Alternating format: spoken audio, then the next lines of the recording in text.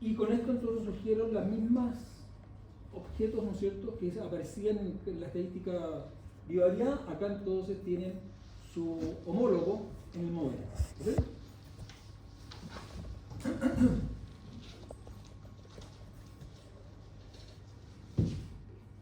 Acá generamos entonces ahora algunos conceptos de la idea de centralidad y de dispersión, ¿no? Entonces acá está la esperanza de un vector aleatorio, es como un vector aleatorio es que cada componente es una variable aleatoria. Entonces el vector, la esperanza de ese vector aleatorio es el vector constituido por la esperanza de cada una de las variables aleatorias que lo constituyen.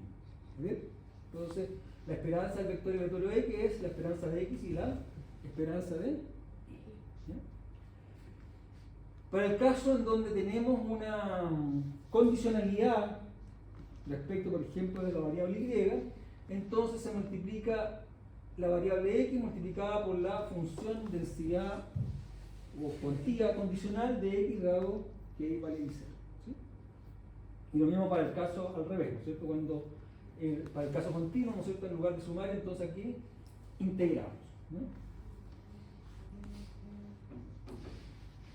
Y al revés, cuando ahora la condición es la variable X, sigue la misma estructura, ¿no? Y acá una cosa interesante, porque en el fondo, como el X0 acá, todo esto va a quedar en términos de X0. ¿Sí? De la misma manera, ¿no es cierto?, que en este caso que está acá, como se integra con respecto a Y, así que todo entonces va a quedar en términos de X0. Lo mismo entonces acá, ¿no? Todo esto va a quedar en términos de Y igual Y0, y todo esto que está acá va a quedar en términos de Y igual Y0. ¿Sí? Es decir, entonces es una función de Y en este caso, en el caso anterior es una función de X. Y nosotros sabemos, ¿no es cierto?, cómo transformamos, ¿no es cierto?, si tengo una variable aleatoria y tengo una función y hago la composición entre esa variable aleatoria con esa función, lo que obtenemos entonces una nueva variable aleatoria. Por lo cual entonces las esperanzas condicionales son variables aleatorias y por lo tanto entonces yo puedo calcularle su esperanza. ¿Sí? Y por lo tanto cuando calculo la esperanza condicional de Y dado X, me queda entonces la esperanza de Y. Y la esperanza condicional de X dado Y es la esperanza de X. Es decir, la esperanza de una esperanza condicional es la esperanza de la variable que no es la condición. ¿Estamos de acuerdo? ¿Sí? Muy bien. Lo mismo pasa con la varianza condicional. Recuerden ustedes que la varianza nosotros la habíamos descrito como el segundo momento menos el primer momento al cuadrado. Entonces acá es la esperanza entonces de X cuadrado de que Y igual a 0 menos la esperanza al cuadrado de X dado que Y igual a 0. Esa entonces es la expresión entonces para el caso de la varianza condicional. Este para cuando la condición es Y y acá cuando la condición es la variable aleatoria X. ¿No? Es la misma, ¿no? Salvo que uno varía entonces cuál vamos a asignar como la condición. Y esto es un teorema importante.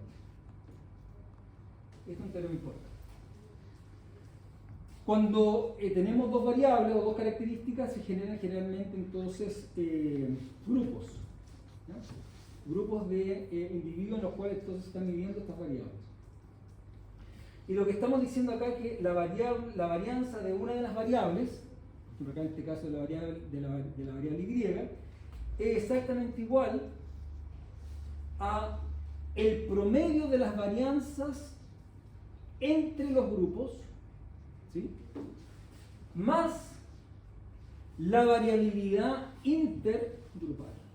Este teorema entonces se llama la varianza intra y la varianza intra, ¿ya? Entonces, la varianza entonces de una variable aleatoria Y, de una de las dos variables que estamos estudiando, entonces es el promedio, ¿no es cierto?, de las varianzas internamente más una varianza entre las variables. ¿Sí?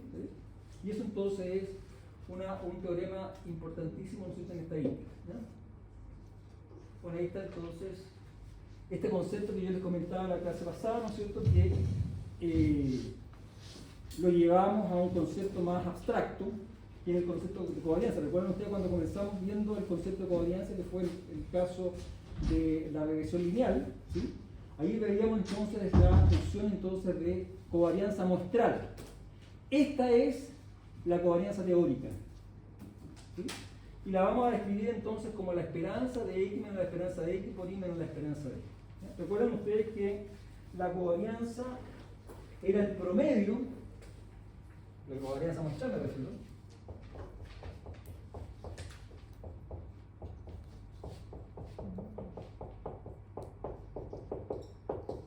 eso, ¿no? Bueno, eso que está acá, ¿no es cierto?, es la esperanza, ¿no es cierto?, de XY menos la esperanza de X por Y sub Y menos la esperanza de Y. Es un poco lo que estamos describiendo entonces allí en ese resultado, que sería como la representación más amplia. Y finalmente este objeto, que ya en el próximo curso, tanto que entre en el caso de econometría, va a ser un objeto que va a estar muy presente, que es la matriz de varianza covariante. Ahora, ¿por qué razón es importante? Porque en ella, en este objeto, se conglomera toda la información que ustedes tienen, que es importante, ¿no es cierto?, respecto de las dos características que ustedes quieren, en cada una de estas celdas, ¿no es cierto?, que son la varianza de cada una de las variables X e Y cómo se relacionan entre ellas, utilizando entonces la covarianza. ¿Sí? Ahora, si ustedes observan, esa matriz es una matriz simétrica. ¿Sí? Es una matriz simétrica. Todas las matrices simétricas tienen valores propios reales. ¿Sí? Todas las matrices simétricas tienen valores propios reales. Por los cuales entonces toda la noción, ¿no es cierto?, de distancia, la noción de distancia en matemáticas se describe a través entonces de una forma cuadrática. ¿Sí? Por ejemplo, cuando ustedes toman la distancia de usual, ¿no es cierto?, la arquimediana, es, si tomo XY, ¿no es cierto?, y AB, y busco la distancia entre eso, entonces ¿cuánto es eso? Es la raíz cuadrada de X menos A al cuadrado más Y menos B al cuadrado. ¿Sí? ¿Está bien? ¿Sí? Bueno, esta cosa al cuadrado, entonces la distancia al cuadrado de X, Y, A, B es X menos A al cuadrado más Y menos B al cuadrado. Y eso se puede escribir entonces de la siguiente forma, como X menos A, Y menos B, por la matriz 1, 0, 1, 0, por... ¿Sí? Uno puede escribirlo de esa manera. ¿Sí? Entonces, si ustedes cambian esta matriz que está acá por esa, obtienen una nueva matriz entonces de distancia. Pero esta noción de distancia tiene toda la información que lleva entonces sus datos. No entendí eso. Porque está ahí involucrada entonces cómo se relaciona X e Y y la variabilidad que hay entonces entre los datos X con sus promedios. Así que está todo ahí la información entonces de esas dos variables X e Y, las más importantes. ¿Sí? Y por lo tanto entonces con ella van a determinar entonces una noción de distancia que va a ser muy importante, ¿no? Y de hecho una de las funciones que más reiteradamente les va a aparecer, ¿no es cierto?, es la normal bivariable.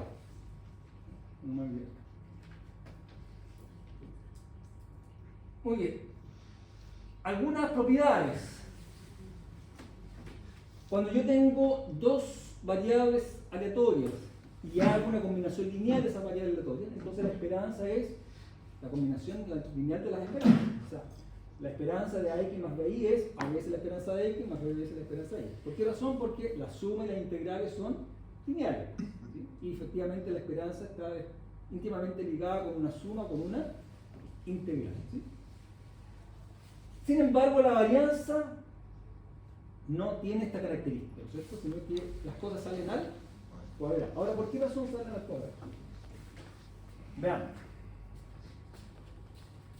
Recordemos que la varianza de una variable cualquiera es el segundo momento menos el primer momento al.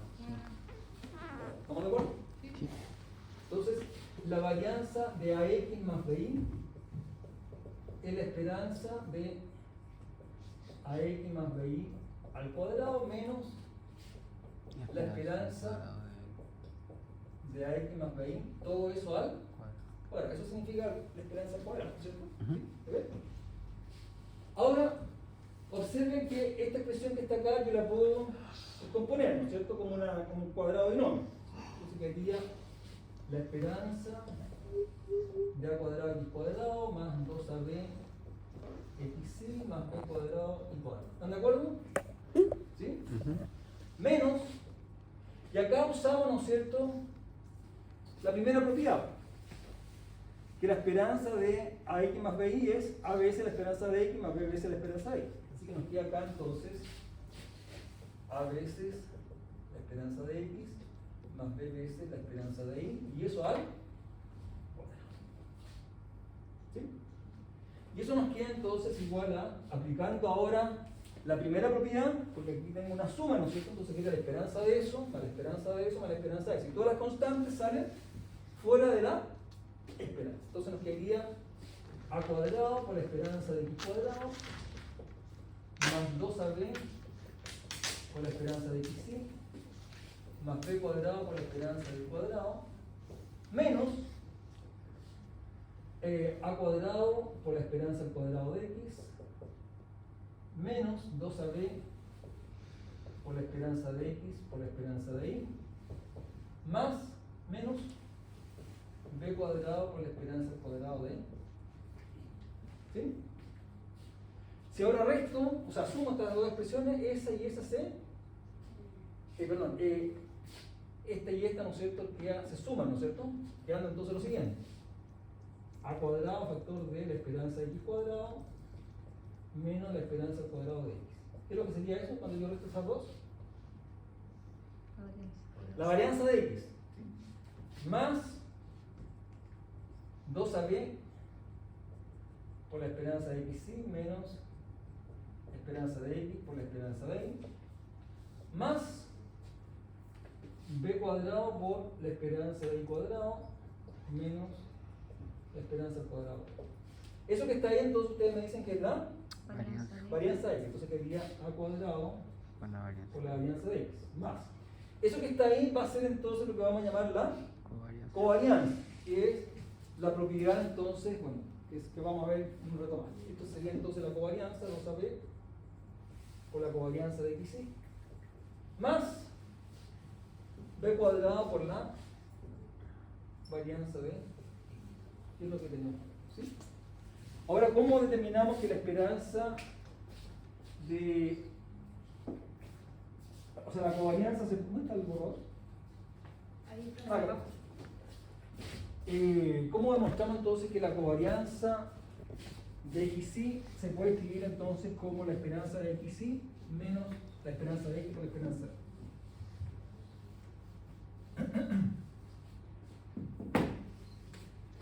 la covarianza de xy la hemos definido como la esperanza de x menos la esperanza de x por y menos la esperanza de x, ¿sí o no? Recuerden que eso es un número, es una constante, ¿no? ¿Bien? La esperanza de x es un número y la esperanza de y también es un número. Entonces, acá nos va a quedar la esperanza de... Hacemos los productos, ese con ese, ese con ese, después ese con ese y ese con ese. Entonces quedaría xy menos x por la esperanza de y menos y por la esperanza de x más la esperanza de x por la esperanza de y. ¿Sí? ¿Está bien? ¿Están de acuerdo, no? ¿Sí? Sí. Entonces nos quedó eso. Entonces nos quedó lo siguiente. Entonces nos queda la esperanza de xy usando la propiedad 1, ¿no es cierto? Quedaría la esperanza de s menos la esperanza de s menos la esperanza de s menos la esperanza de s. ¿Sí? Entonces quedaría la esperanza de xy menos la esperanza de y por la esperanza de x, porque cuando calculamos la esperanza de eso, la esperanza de y no depende de x, así que sale fuera, ¿no? ¿Sí? Menos la esperanza de y por la esperanza de x, más, y eso es un número, la esperanza de x por la esperanza de y. ¿Sí? ¿Está bien o no? Tengo una, ¿Sí, perdón? tengo una duda que en la última queda esperanza de X, esperanza de Y y después baja nomás, no se afecta por la esperanza que está afuera. Sí, porque lo que queda es, en esta parte que está acá, por ejemplo, No, no. que queda la esperanza La última. de X por la esperanza de Y, es un número. Así que sale fuera, ¿no? Entonces queda la esperanza de Y por la esperanza de Y, ¿sí? Claro. Y este que está acá es un número. Entonces Pero- la esperanza es una constante y es la misma constante. ¿Sí? Ah, eso es un número. ¿Sí está bien? ¿Sí? O sea, 1, 1, 1, 1, 1, ¿cuál es el promedio de eso? No. 1, ¿sí? Eso. Entonces nos quedó eso, ¿sí? Y por lo tanto nos quedó entonces la esperanza de X por la esperanza de Y, ¿no es cierto? Y la covarianza nos quedó de X, que haría entonces la esperanza de X por Y menos la esperanza de X por la esperanza de Y, ¿sí? ¿Está bien? Eso entonces es lo que, bueno, vamos a verlo más tarde, ¿no es cierto? Pero ¿qué es lo que representa esto, no? Eso que está ahí, ¿no es cierto? Es la covarianza entonces de esta variable X, ¿no? Bien, esos objetos entonces los vamos a, o sea, lo que me interesa es que ustedes los vean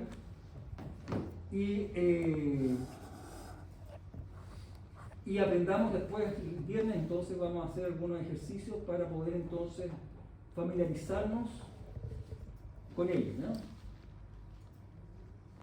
Familiarizar entonces con estos conceptos, estos objetos que acabo de definir, ¿sí? Ahora vamos a entrar a una problemática que tiene que ver entonces con los modelos. Nosotros hemos estado creando modelos para la población, ¿no es así? Para ello creamos entonces las variables aleatorias continuas, las variables aleatorias discretas, los vectores aleatorios, tanto continuos como discretos, ¿sí? Todos ellos entonces son modelos de la población, ¿vale? Pero cuando decimos conocer el modelo, significa, ¿no es cierto?, que nuestros modelos siempre van a tener algún parámetro. Por ejemplo, la normal tiene dos parámetros, la media y la varianza. Y para poder conocerlo completamente tenemos que saber cuánto es la media y cuánto es la varianza, numéricamente, ¿sí? La Poisson depende de un parámetro, que es lambda. La binomial depende de dos parámetros, n y p. La uniforme depende de dos parámetros, a y b, etc.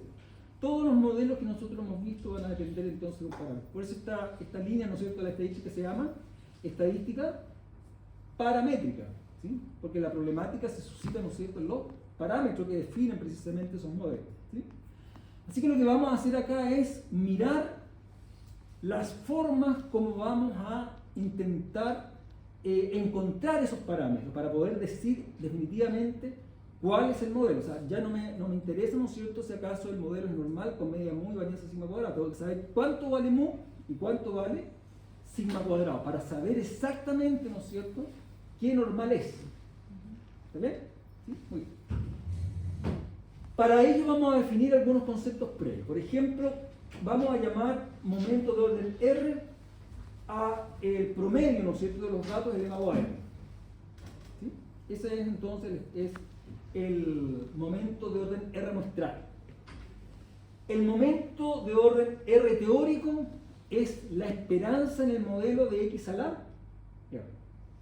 Es decir, es la suma, ¿no es cierto?, de x a la R por la función de cuantía, ¿no es cierto?, asociada a esa variable aleatoria x. O la integral de x a la R por la función de densidad asociada a esa variable aleatoria x.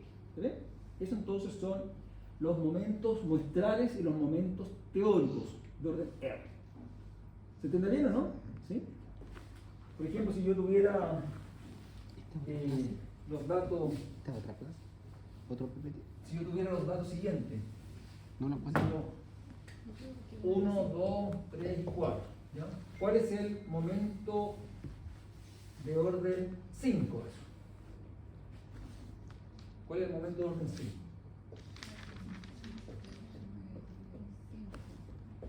¿Cuál es el momento de orden 5? ¿Qué es lo que tengo que hacer?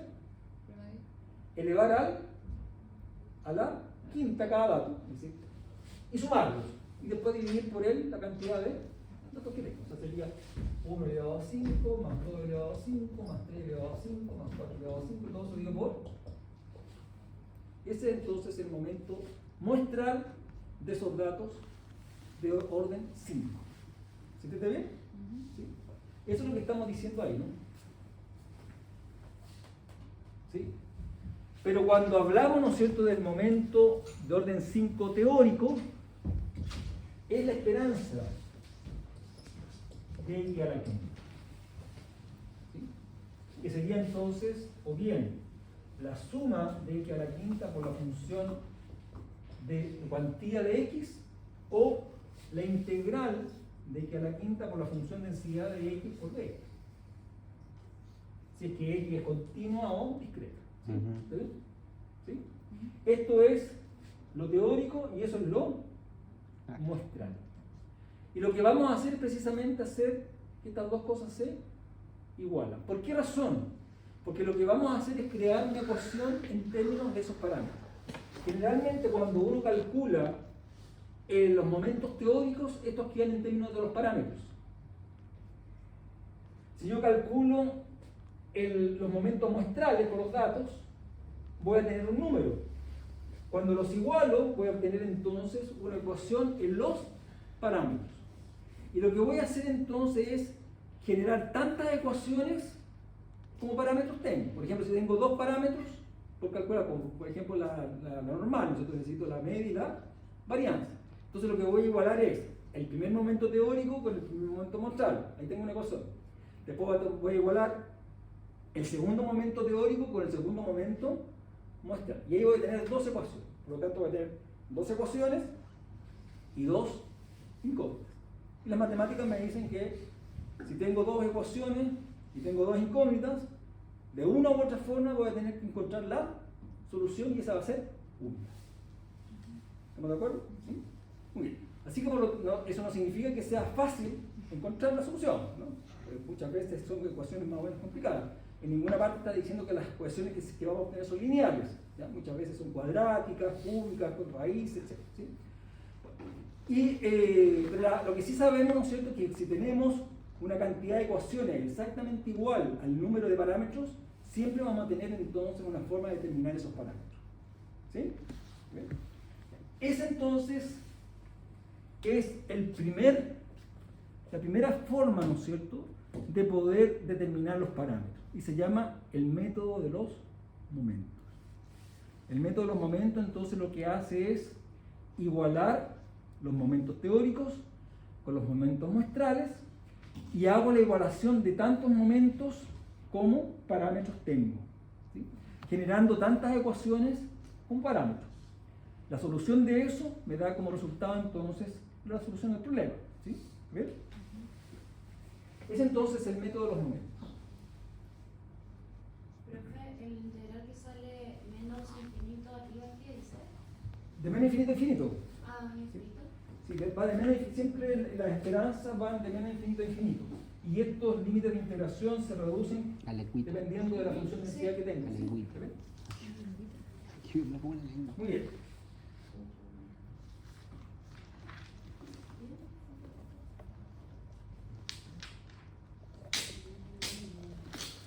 Bueno, acá tenemos entonces un ejemplo. Supongamos que tenemos n datos independientes que hemos sacado, ¿no es cierto?, de una función densidad uniforme. Es decir, que depende de dos parámetros, A y B. Es decir, es 1 partido por B menos A y el X fluctuando entre A y B.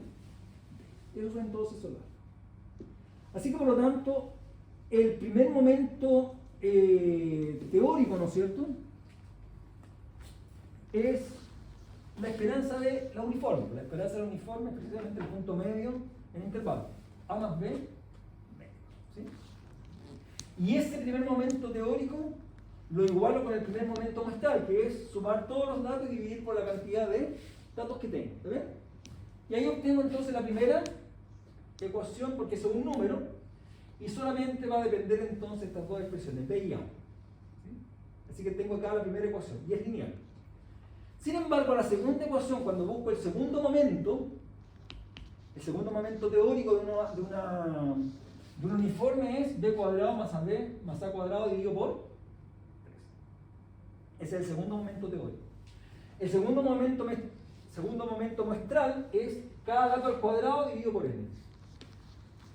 Y acá entonces tengo una segunda ecuación que depende también de A y de B. Tengo dos ecuaciones, dos incógnitas. ¿Cómo resuelvo eso? Bueno, de la primera ecuación puedo despejar el A o el B en términos de la otra expresión y la cambio entonces en la segunda, quedando entonces una ecuación cuadrática. La resuelvo y obtengo entonces la solución, ¿sí? Y el resultado de eso, ¿no es cierto?, nos da una expresión no muy fácil de calcular, ¿no? ¿Sí? El segundo método que vamos a utilizar se llama entonces el método de máxima verosimilitud. Vamos a explicar por qué se llama máxima verosimilitud. La primera cosa es, tenemos n datos. Es decir, yo he recabado entonces información que proviene entonces de una variable aleatoria con una cierta función densidad o cuantía conjunta, ¿sí?, que la he llamado f sub x de x, ¿sí? ¿Está bien? Ahora, esa función de cuantía o densidad conjunta nos la pueden dar o nosotros tenemos que construirla. ¿Cómo podemos construirla? Siempre y cuando nos digan de dónde provienen los datos y si de dónde provienen los datos, esas variables de dónde provienen los datos son entre ellas independientes, porque nosotros sabemos que variables producto de funciones de densidad de variables independientes obtenemos entonces la función de densidad conjunta, ¿sí?, o la función de cuantía conjunta.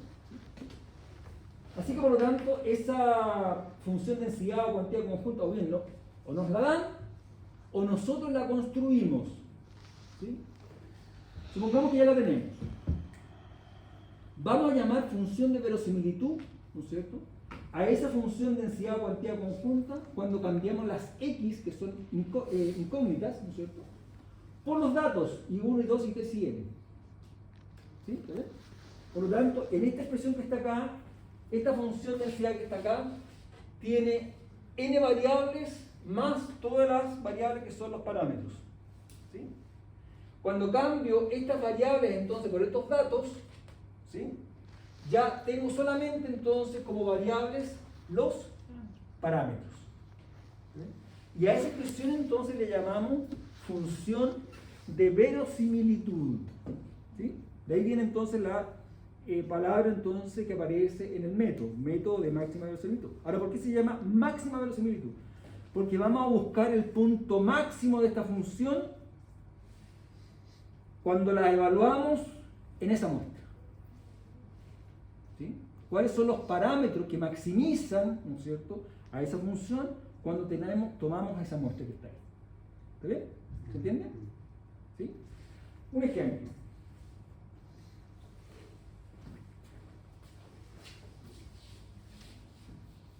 Profe dijo que sean dependientes o independientes. Independientes. Acá vamos a hacer precisamente un ejemplo donde vamos a tener que crear, ¿no es cierto?, la función de densidad o cuantía conjunta. ¿Sí? Entonces,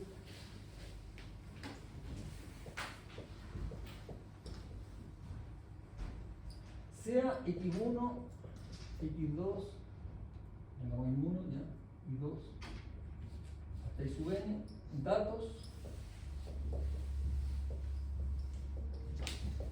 provenientes de n variables aleatorias x1, x2 hasta xn, independientes, distribuidas Poisson de parámetro largo. Distribuidas Poisson de parámetro largo. ¿Sí? Entonces, ¿Cómo dice? Sea x1, x2, después datos provenientes de n variables aleatorias que 1, x2 y n, independientes entre ellas y distribuidas Poisson de parámetro largo. ¿Sí? Entonces, parte 1 entonces, encontrar la función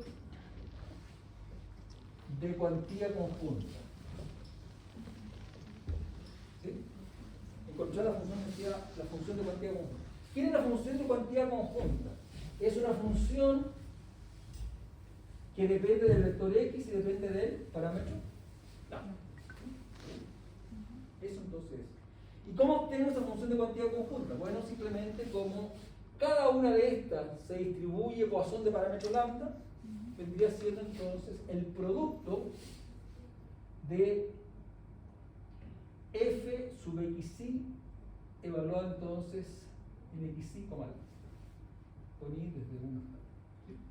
Recuerden entonces que dos variables aleatorias son independientes si su función de densidad conjunta es el producto de las marginales, ¿no? ¿Sí? Función de densidad marginal. Muy bien, entonces nos quedó eso. ¿Quién es f de x sub i con xi, lambda? Es lambda elevado a xi partido por x sub i factorial por e elevado a menos lambda por la indicatriz de 0, 1, 2, etc. evaluada en x.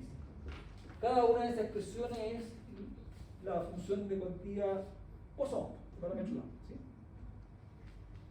Entonces, ¿cuánto nos quedó entonces esta función de densidad de cuantía conjunta? f sub x de x, lambda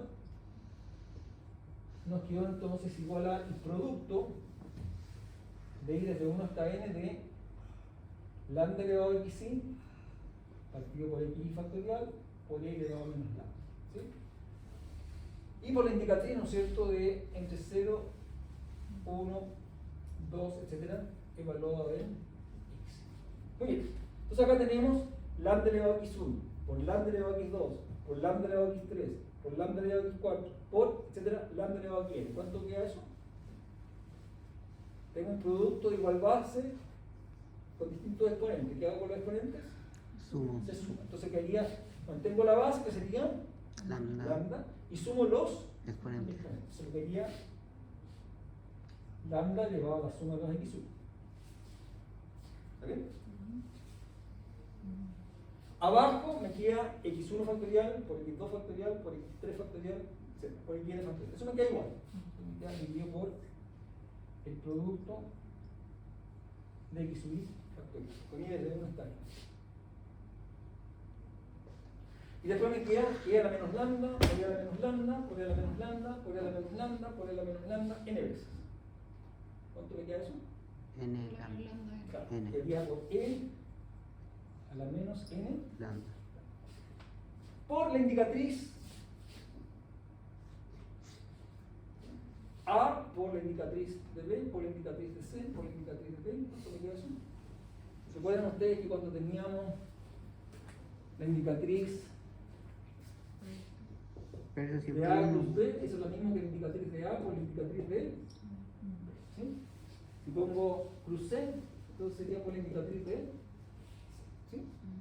Entonces acá es la indicatriz sobre este conjunto por la indicatriz de ese mismo conjunto, por la indicatriz de ese mismo conjunto, por la indicatriz de ese mismo conjunto. Entonces sería por la indicatriz, voy a escribirla así, elevado a n, representando ese exponente, el producto cartesiano, ¿no es cierto?, entre esos conjuntos, evaluado en el vector x. ¿Sí?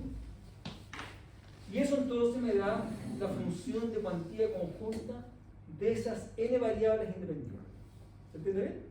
Entonces, acá en este caso estamos tomando entonces n datos que provienen entonces de esta n variable aleatoria independiente, las cuales entonces todas ellas provienen de una Poisson, pero en forma independiente una de otra. Y eso me hace entonces poder determinar cuál es la función de cuantía conjunta en este caso. ¿Sí? Segundo paso, ¿cómo encuentro la función de verosimilitud? Entonces acá ustedes pueden ver que esta función depende de x1, de x2, de x3, de xn y de lambda. Entonces tengo ¿cuántos parámetros acá? ¿Cuántas variables? N más 1. Las primeras n, x1, x2, xn, ahora las voy a cambiar entonces por los datos que tengo. ¿Sí? Eso va a significar entonces que esa x raya, que es este x vectorial, ¿no es cierto?, que es un vector de incógnitas, se transforma en un vector numérico. Por lo tanto, toda la función depende de una sola variable, que vendría siendo Lambda. ¿Ve? Entonces, segundo, la función de verosimilitud, entonces,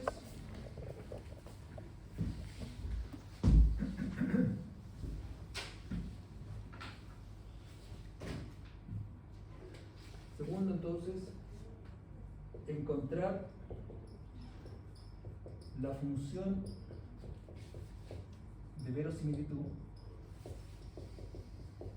Entonces acá quedaría f sub x, y acá entonces la cambiamos por los números i's, y 1 y 2 y n, como lambda. Y nos queda entonces lambda elevado a la suma de los i sub i's, partido por el producto de los i sub i factorial, por e elevado a menos en lambda. Y como ya estos i sub i provienen de una ecuación, ya están entre 0 y infinito, ¿sí? Así que por lo tanto eso vale 1. ¿Estamos de acuerdo? ¿Sí? Todas esas funciones indicatrices todas valen 1 porque están dentro del rango que pide, ¿no es cierto?, la ecuación. Entonces nos quedaría eso. Ahí tenemos entonces la función de verosimilitud. Y nos queda entonces una función que depende de un solo parámetro, que es lambda. Y acá viene entonces la palabra máxima verosimilitud. Entonces tengo que maximizar esta expresión, ¿sí? Entonces la tercera cosa, encontrar el máximo de la función de verosimilitud, ¿sí? Encontrar el máximo de la función de verosimilitud. Y acá entonces vamos a utilizar una cosa importante. Fíjense que acá la incógnita está en los exponentes, ¿no es cierto? Acá, ¿no es cierto?, hay un exponente, ¿no es cierto?, en donde la incógnita está ahí, ¿sí? Entonces, una forma de poder resolver eso es utilizando la siguiente observación. Cuando ustedes derivan el logaritmo natural de f de x, eso es igual a ¿cuánto? Se divide por f de x y se multiplica por la derivada de f, ¿no es cierto? Entonces sería igual a f' de x partido por f.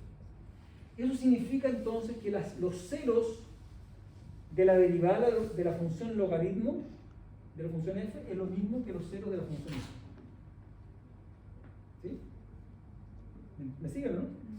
Los ceros de la derivada de la función logaritmo de f de x son los mismos ceros que la función f. Es decir, si yo pongo la x, si hago que cuáles son los ceros en donde f' se hace 0, esa x que está ahí, la pongo acá y esa derivada también se va a hacer 0. ¿Estamos de acuerdo, no? Entonces lo que estoy diciendo es que esa raíz va a ser tanto de f' como de la función logaritmo natural. ¿Okay?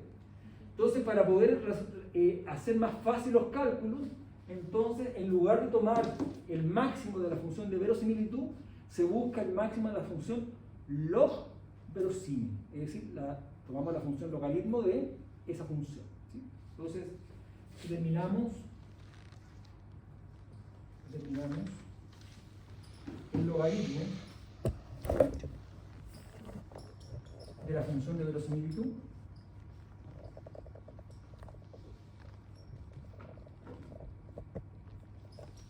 llamada función log verosímil.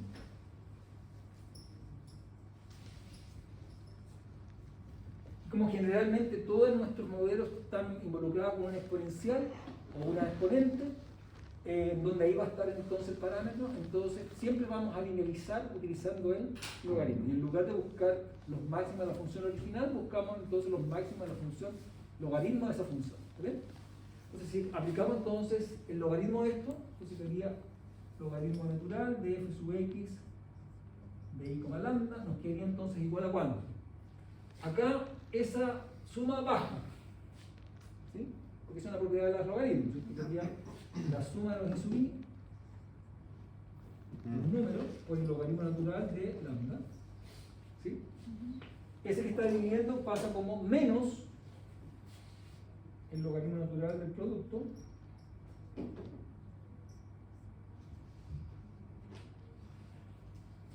logaritmo natural del exponencial es el exponente En el lambda. Menos lambda. ¿Sí? ¿Estamos de acuerdo? Y ahora buscamos los máximos. Entonces tengo que derivar primero con respecto de lambda. ¿Sí? ¿Sí? ¿Puedo borrar de acá? Sí.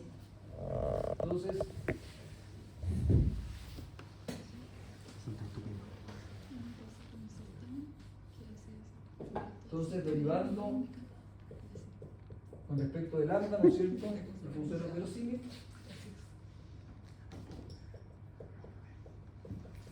Lo que nos queda entonces es, bueno, veamos todo lo que tenga lambda. La derivada del logaritmo natural de lambda es 1 partido por lambda. Entonces que deriva la suma de los i sub i. Recuerden que la suma de los i sub i son números, ¿no? Partido por.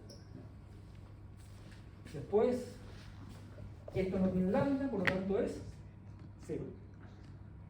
Y eso, N. menos 0. Menos. Menos 0. ¿Sí? Menos 0. ¿Sí? ¿Y qué hago con esa derivada? La igualo a 0.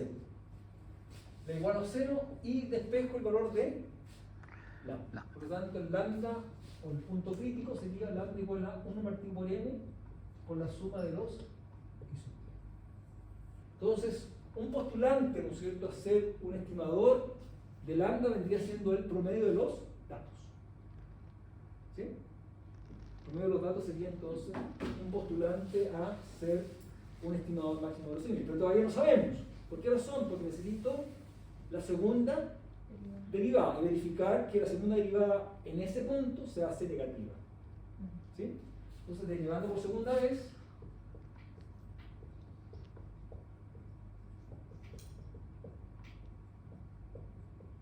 ¿nos queda cuánto? Esto depende de lambda. ¿Cuánto es la derivada de 1 partido por lambda? Menos 1 partido por lambda al cuadrado. Así que nos quedaría menos la suma de los i sub i partido por lambda al cuadrado. La derivada de n con respecto a lambda es 0. ¿Qué? Bueno, resulta que lambda al cuadrado es un número positivo. Sí. ¿Sí? Los i sub i son números que están entre 0 e infinito, que puede ser 0, 1, 2, 3, 4. Recuerden que provienen de una porción. ¿Sí? Así que por lo tanto esa suma es positiva. Así que un número positivo, digo que un número positivo es Positivo. y si le pongo un signo menos, Negativo. así que esto es negativo para todo lambda. En particular, si yo cambio el lambda por lambda tongo. ¿Sí? ¿Sí? Y eso hace entonces que ese lambda tongo efectivamente logre maximizar entonces esa función log verosímil. Por lo tanto, lambda tongo igual a 1 partido por n por la suma de los i sub i maximiza la función log verosímil. Pero eso debería pasar siempre que estamos hablando de una Poisson. ¿Ah? Siempre que estemos con una Poisson debería pasar que el lambda efectivamente es la media. Lo acabamos de mostrar, ¿no? Por eso, por definición yo entendía que es así. No por definición, porque lo acabamos de mostrar. Sí. Si lo hiciéramos por definición significaría que no tengo que demostrarlo, ¿no? No, claro, es que justamente eso es lo que quería como saber. Tenemos que demostrarlo. Ya. Lo acabamos de hacer. Ok. Entonces, efectivamente, para el caso de una Poisson de parámetro lambda, ¿no es cierto?, el estimador máximo verosímil es el promedio de los datos. ¿Se ve? Es el promedio de los datos. Si yo quisiera hacerlo por el método de los momentos, entonces lo que tengo que calcular es el momento muestral. Primero, ¿cuántos parámetros tengo acá? Uno, que es lambda. Así que necesito una ecuación. ¿Y cómo obtengo esa ecuación? Igualo el momento teórico con el primer momento muestral. ¿Quién es el primer momento muestral? La suma de todos los datos dividido por n. ¿Sí? ¿Y cuál es el momento teórico? ¿Cuál es la esperanza de una Poisson? ¿De parámetro lambda? Una partido por lambda. No, esa es de la exponencial. Eh, Lambda. lambda. ¿Sí? Sí, claro. Lambda. Entonces, por el método de los momentos,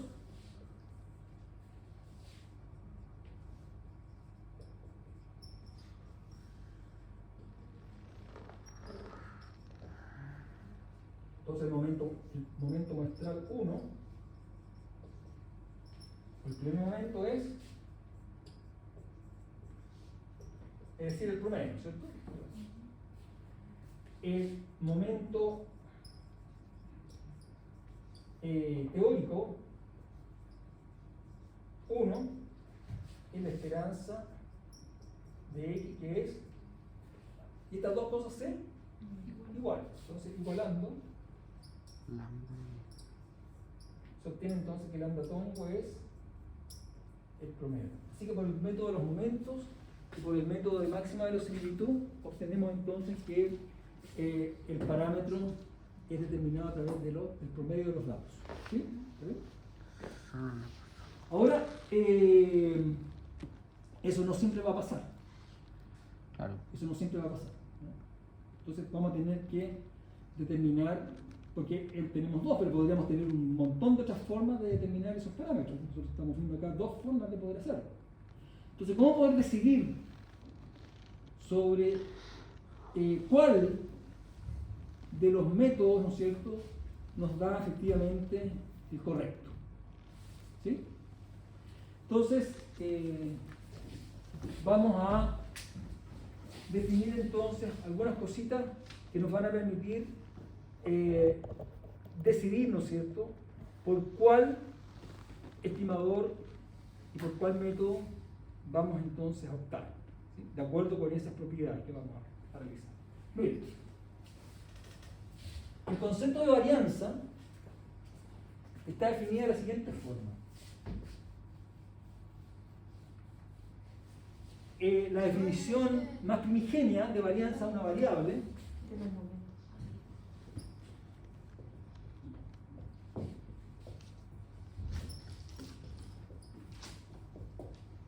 se define de esta forma.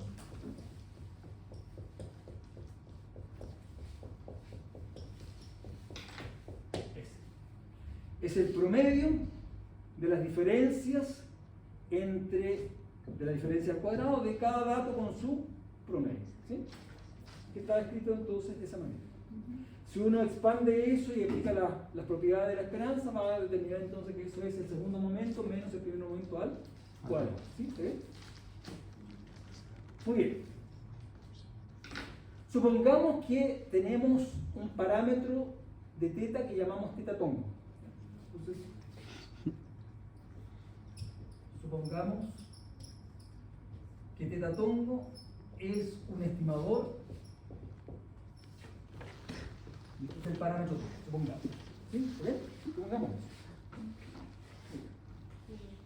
Como teta tongo es una variable aleatoria, como teta tongo es una variable aleatoria porque va a depender, ¿no es cierto?, de los datos, puedo calcular su varianza. Entonces la varianza de teta tongo va a ser entonces igual, utilizando esa definición, la esperanza de teta tongo menos la esperanza de teta tongo al cuadrado. ¿Sí? Ahora imaginemos que este valor que está acá fuese teta, es decir, fuese el parámetro. Supongamos que ocurriera eso. ¿Ya? ¿Está bien? ¿Cómo queda la expresión? Queda que la varianza de teta tongo es exactamente igual a la esperanza de teta tongo menos teta al cuadrado. ¿Sí? Ahora, si esto ocurre, la varianza se transforma en una distancia en que está, ¿no es cierto?, el parámetro de su estimación. Si la varianza es chiquitita, significa que esta distancia entre ellos va a ser también chiquitita. ¿Sí? Eso significa entonces que mi estimador va a ser bueno en la medida que la varianza sea lo más chico posible. ¿Está bien? Pero eso siempre y cuando se cumpla esta propiedad. Y a esta propiedad le vamos a llamar entonces que el estimador es insesgado. Es decir, ¿qué es lo que está diciendo? Que si yo tomara todas las muestras posibles de un cierto tamaño n, ¿sí?, y calcular el promedio, ese promedio me da entonces el valor del parámetro. ¿Sí? ¿Está bien? Y eso entonces es lo que vamos a llamar entonces el ensejamiento. Entonces, Le vamos a pedir entonces a nuestro parámetro, o sea, a nuestro estimador, estas dos propiedades. Primero, que sea insesgado, es decir, que la esperanza de tetatongo de su estimador sea exactamente igual al parámetro. Y segundo, vamos a decir entonces que dos estimadores insesgados, uno es mejor que el otro, siempre y cuando la varianza del primero sea más chica que la varianza del segundo. Es decir, vamos a escoger dentro de los estimadores insesgados el que tenga menor Varianza. varianza. ¿Se entiende bien o no? La idea es esa. La idea entonces es que nosotros vamos entonces a construir entonces estas dos propiedades que me van a permitir entonces decidir por alguno de los parámetros. ¿Se entiende bien? Entonces, vamos a enunciarlo entonces esas dos propiedades.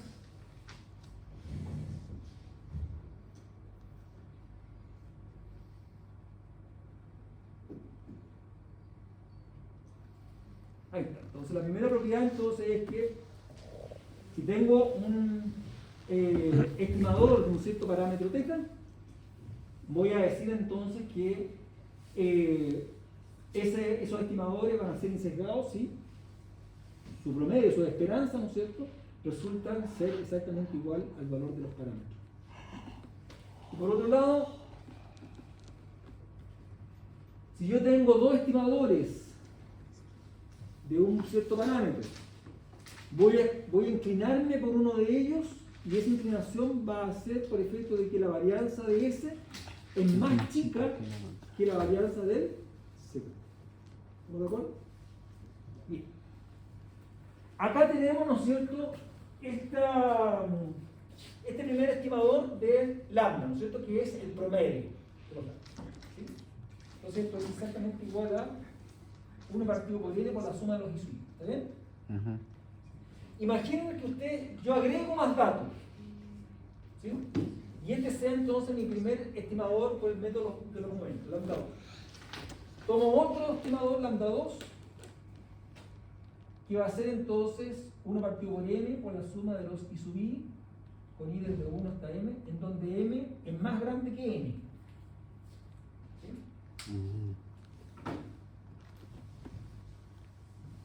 Si yo calculo esto, es decir, lo voy a escribir acá con mayor detalle.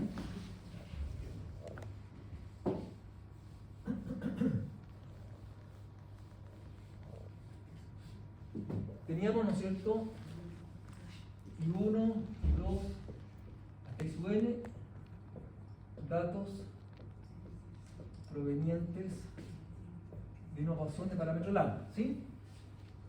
Y de acá hemos determinado que por el método de los momentos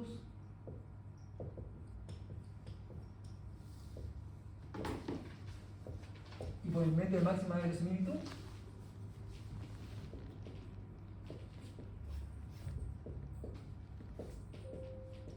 lambda 1 tongo es igual a 1 partido por n por la suma de los i sub i, ¿no es cierto? ¿Vale? Ahora tomo una muestra más grande.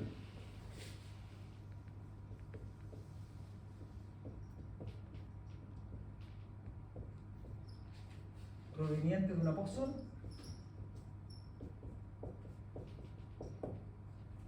por el método de los momentos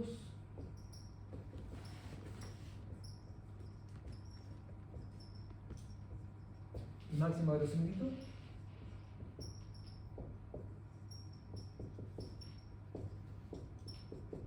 Lambda 2 tongo es 1 partido por m por la suma de los i sub i. ¿Bien?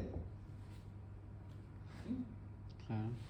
Calculemos la esperanza de cada uno de estos estimadores. La esperanza de lambda 1 tongo es exactamente igual a la suma de i desde 1 hasta n de 1 partido por n por la esperanza de los lambda sub i, ¿no es cierto?, de los i sub i, ¿sí o no? Ahora este i sub i proviene de una Poisson. ¿Cuál es la esperanza de una Poisson?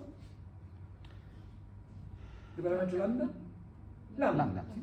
Entonces me queda que eso es lo mismo entonces que n lambda partido por n, y eso es lambda. Es decir, entonces el estimador lambda 1 tongo es insesgado. Veamos la esperanza lambda 2 tongo. Eso va a ser entonces la suma de ahí desde 1 hasta m, de 1 partido por m, por la esperanza de lo i sub i. Nuevamente las esperanzas de lo i sub i, como son Poisson, son lambda. Y estoy sumando cuántas veces ese lambda, n veces, que dividido por m me queda lambda. Me queda m lambda dividido por m, y eso es. Así que también es insertable. Veamos la varianza de cada uno de ellos. Como son entre ellos independientes, acá no hay covarianzas. Así que ese 1 partido por m, recuerden que las varianzas salen al cuadrado de los coeficientes, ¿cierto? Recuerden que la varianza de ax más bi es a cuadrado por la varianza de x más b cuadrado por la varianza de y, etc. ¿No es cierto? ¿Sí? Entonces nos queda 1 partido por m cuadrado por la suma de la varianza de los i sub x. Acá no hay covarianza, así que la covarianza es 0, ¿sí? Entre ellos. Pero ¿cuánto es la varianza de una Poisson? También es lambda, ¿sí? Esa es una característica de las Poisson, ¿cierto? La esperanza y la varianza son iguales al parámetro. Así que acá nos queda n lambda partido por n al cuadrado, y eso es lambda partido por N. ¿Cuánto será la varianza de lambda tongo 2? ¿Hacemos lo mismo? Lambda partido por M. Lambda partido. ¿Cuál es más chico? La 2. La 2. ¿Sí? Entonces lambda 2 tongo es más eficiente que lambda 1. ¿Sí? Claro. Y esa es la escogida. ¿Entienden? Eso tiene sentido porque tiene más. ¿Me entiende bien o no? Claro, ¿Sí? porque tiene ¿Ya? más datos también. Porque en el fondo lo que hemos hecho, ¿no es cierto?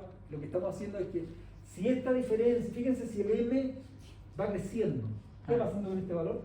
Se va achicando. Se va haciendo cada vez más chiquito. ¿Sí? ¿Y eso qué significa en términos de la varianza? Que nuestro estimador está siendo cada vez más próximo de el valor del parámetro. Parámetro. ¿Sí? Claro. El valor del parámetro. Así que se está acercando entonces a ese valor del parámetro. ¿Se entiende? Sí. ¿Sí? ¿Y quién Es importante entonces que ustedes entiendan estos conceptos, porque cuando veamos el tercer método de estimación, que es el método de intervalos de confianza, allí entonces va a prevalecer, ¿no es cierto?, estas propiedades que son de suma importancia. ¿Ya? Ya. Nos vemos entonces en un ratito más. ¿Ya?